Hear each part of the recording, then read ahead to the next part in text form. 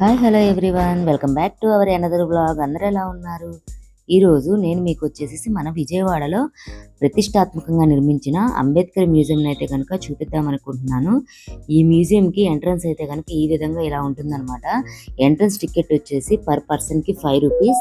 అలాగే వెహికల్కి అయితే కనుక ఎక్స్ట్రా ఛార్జ్ ఉంటుంది. మేమైతే 4 వీలర్తో వచ్చాం కాబట్టి మాకు 30 రూపీస్ అయితే కనుక ఛార్జ్ కలెక్ట్ చేశారు పార్కింగ్కి. బయట వైపు చూసినట్లయితే కనుక ఈ విధంగా పార్కింగ్ ఏరియా అయితే కనుక ఉంటుందన్నమాట.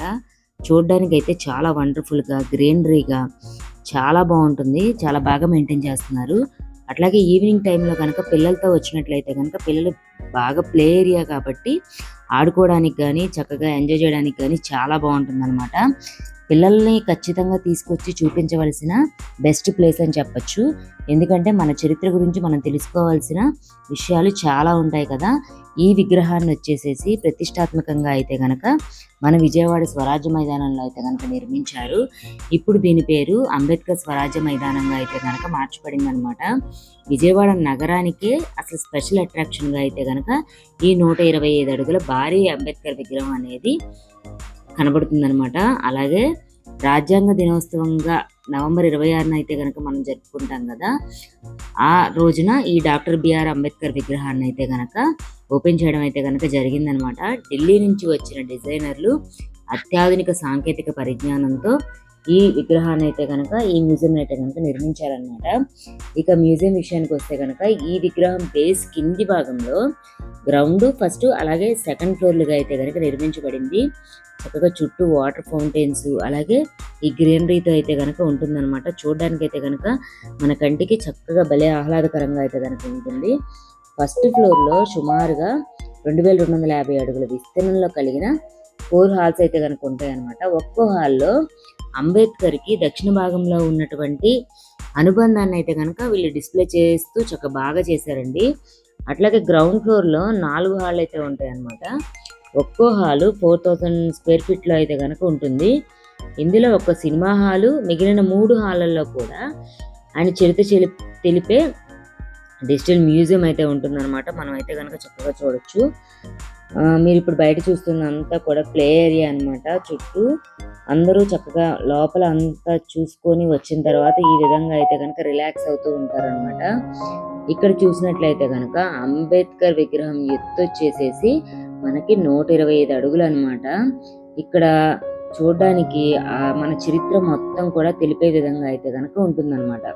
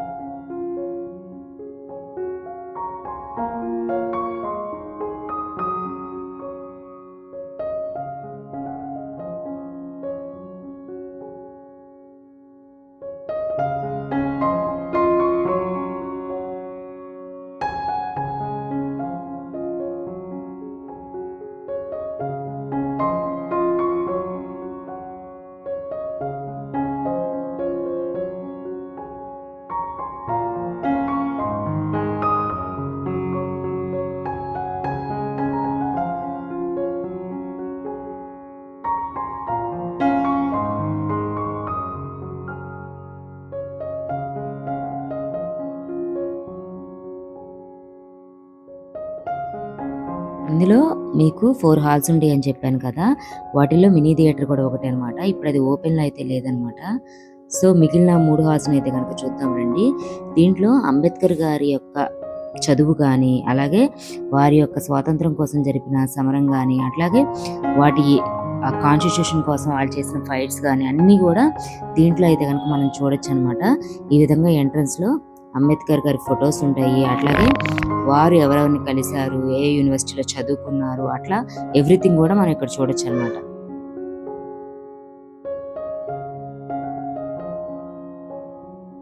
మ్యూజియం లోపల ఈ విధంగా అంబేద్కర్ గారు ఒక చెట్టు కింద కూర్చున్నట్లుగా అయితే కనుక ఒక స్టాచ్యూ ఉంటుందండి. చూడడానికి అయితే చాలా బాగుంటుంది అనమాట. నిజంగా అంబేద్కర్ గారు ఇక్కడ కూర్చున్నారా అన్న ఫీలింగ్ అయితే ఉంటుంది అనమాట. లోపల హాల్ మొత్తం కూడా లైటింగ్ తక్కువగా అంటే స్పెషల్ అట్రాక్షన్‌గా కలర్‌ఫుల్ లైటింగ్‌తో అయితే గనుక ఉంటాయన్నమాట. మధ్య మధ్యలో ఈ విధంగా అయితే గనుక కొటేషన్స్ ఉంటాయి. అదే అంబేద్కర్ గారు మనకు సూచించినవన్నమాట. అవన్నీ చదువుకుంటూ అయితే గనుక ముందుకెళ్దాం రండి.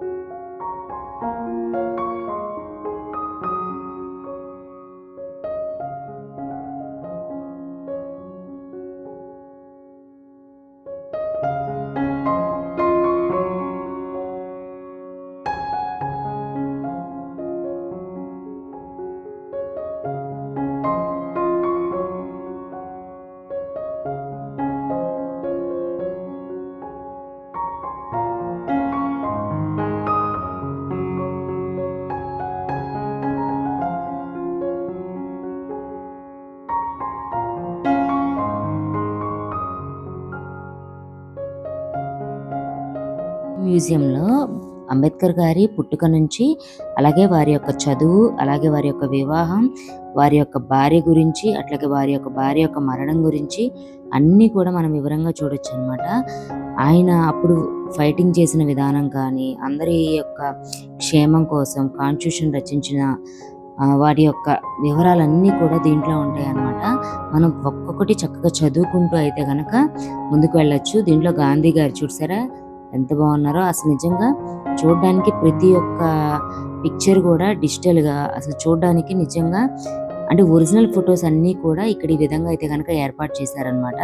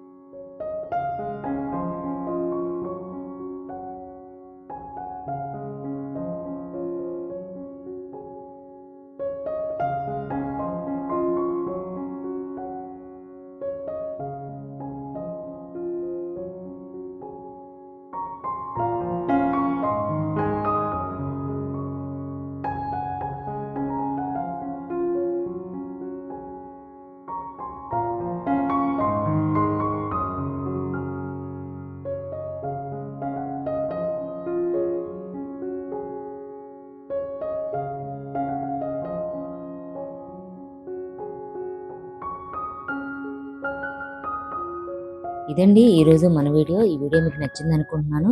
మీకు నచ్చితే ఒక లైక్ చేయండి. అలాగే ఈ వీడియో మీకు ఎలా అనిపించింది అనేది కామెంట్ సెక్షన్లో కామెంట్ చేయండి. మీ పిల్లలతో ఖచ్చితంగా ఈ ప్లేస్ని అయితే కనుక విజిట్ చేయండి. మరి ఒక వీడియోతో మరి ఒక యూస్ఫుల్ కంటెంట్ అయితే మీ ముందు ఉంటాను. అంతవరకు keep watching smart Priya with ma'am.